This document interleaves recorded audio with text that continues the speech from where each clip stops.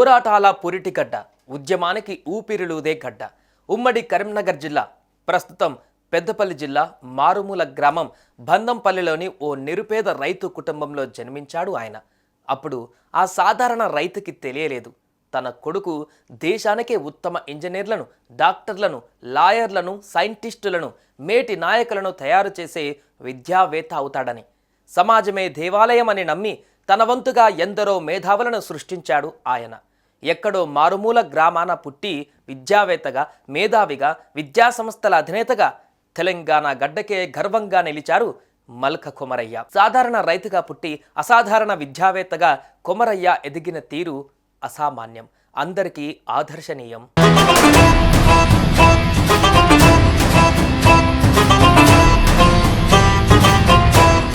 అది 1959 అక్టోబర్ 1న ఉమ్మడి కరీంనగర్ జిల్లా పెద్దపల్లిలోని బందెంపల్లిలో జన్మించారు కొమరయ్య. కనీసం స్కూల్ కూడా లేని మారుమూల గ్రామం అది.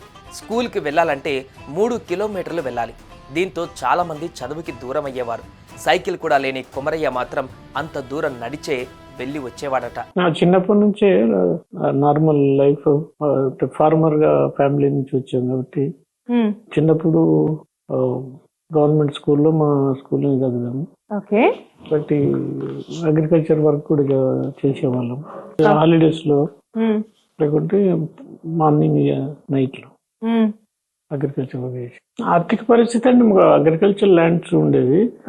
అప్పుడు అగ్రికల్చర్ నార్మల్ గా ఎవరి వాళ్ళే చేసేవాళ్ళు. ఎక్కువ ఈ రోజుల్లాగా కౌలు గీయ కానీ లేకుంటే లీజ్ కి ఇచ్చే పద్ధతి లేకుండా అప్పుడు ఎంప్లాయీస్ కూడా దొరకపోయేది. కాబట్టి ఎవరి భూమి వాళ్ళే సాగు చేసేది. కాబట్టి అందులో నేను మా బ్రదర్స్ కలిసి చేసేవాళ్ళం.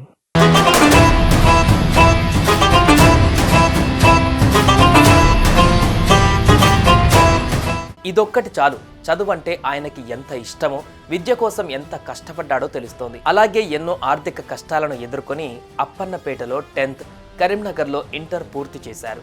అప్పట్లో ఇంటర్ కంప్లీట్ చేయడమే గగనం అనుకుంటే కొమరయ్య ఏకంగా ఉస్మానియా యూనివర్సిటీలో సివిల్ ఇంజనీర్ సీటు సాధించి తన సత్తా ఏంటో చూపించారు.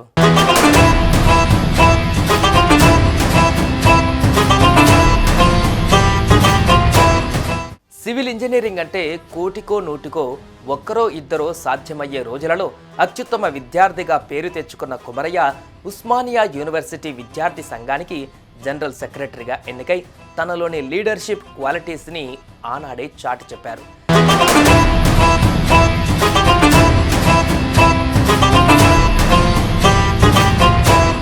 ఇవన్నీ ఒక వంతు అయితే కొమరయ్యలోని హెల్పింగ్ నేచర్ మరో వంతు.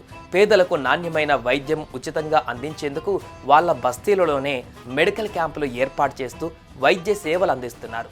ఇలా ప్రతి సంవత్సరం వందలాది హెల్త్ క్యాంప్స్ నిర్వహిస్తూ పేదలకి విద్యనే కాదు ఆరోగ్యాన్ని అందిస్తూ తను పడిన కష్టం మరెవ్వరూ పడకూడదు అని ముందుకు సాగుతున్నారు కొమరయ్య.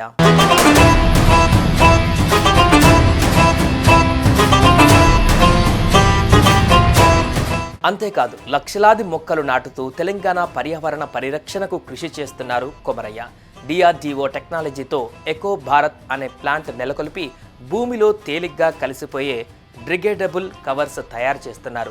వ్యవసాయ ఇతర వ్యర్థాల నుంచి పవర్ జనరేట్ చేసేందుకు శాలివాహన గ్రీన్ ఎనర్జీని నెలకొల్పారు.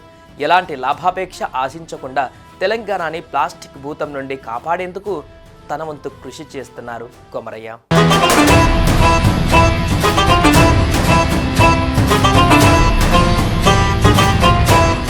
విద్యారంగంలో బెస్ట్ అవార్డు, మానవ హక్కుల కోసం చేసిన కృషికి మాజీ రాష్ట్రపతి APJ అబ్దుల్ కలాం చేతుల మీదుగా ఉత్తమ అవార్డు.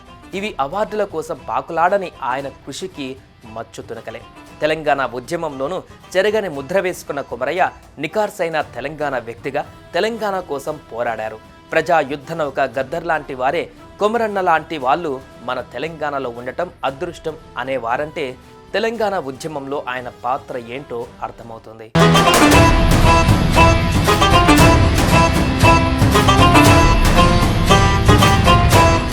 మారుమూల గ్రామంలో తాను అనుభవించిన కష్టం తెలుసు. అక్కడ ఉన్న వారికి చదువు అంటే ఎంత ఇష్టమో తెలుసు. విద్యని ఎలా పంచాలో తెలుసు. అందరికీ వైద్యాన్ని ఎలా చేరువ చెయ్యాలో తెలుసు. అందుకే తాను పుట్టిన గడ్డ కోసం మరో అడుగు వేస్తూ ఆదిలాబాద్, నిజామాబాద్, కరీంనగర్, మెదక్ జిల్లాల నుంచి బీజేపీ టీచర్ ఎమ్మెల్సీ అభ్యర్థిగా మల్క కొమరయ్య బరిలోకి దిగారు. బీసీ, ఎస్సీ, ఎస్టీల అభ్యున్నతి కోసం ఎన్నాళ్లుగానో పనిచేస్తున్న మల్క కొమరయ్యకు బహుజన క్లాస్ టీచర్స్ అసోసియేషన్ మద్దతు ప్రకటించింది. చట్టసభకు బీసీ అయిన మల్క కొమరయ్యను పంపాలని బీసీ, ఎస్సీ, ఎస్టీ ఉపాధ్యాయులు సిద్ధమయ్యారు. అన్ని సర్వేలలో ముందు ఉండడం, బీసీ అభ్యర్థి విద్యావేత్త కావడం, ఎంత ఎదిగినా ఒదిగి ఉండటం, సమస్యల పట్ల అవగాహన, పరిష్కారం కోసం పోరాడే పటిమ ఉండటం కొమరయ్యకి కలిసొచ్చే అంశాలుగా కనిపిస్తున్నాయి.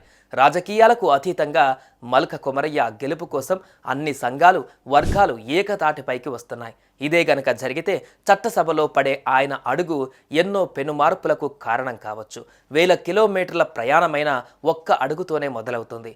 ఈ ఒక్క అడుగే ఎన్నో సమస్యలకి పరిష్కారం కాబోతుంది.